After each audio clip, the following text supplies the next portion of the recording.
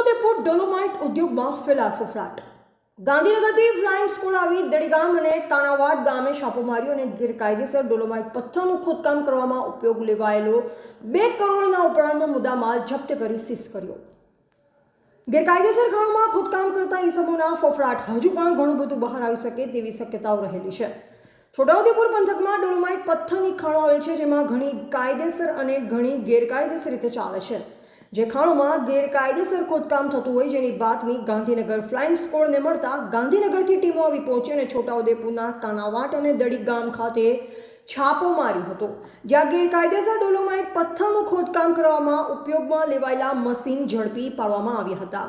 છોટાઉદેપુર ખાણ ખનીજ વિભાગ ઊંઘતું રહ્યું અને ગાંધીનગરથી ફ્લાઇંગ સ્કોડ ડોલોમાઇટ માઇન્સ પર પહોંચી. એવા ઇમરાન મિર્ઝા, સંબંધ ભારત ન્યૂઝ, છોટાઉદેપુર.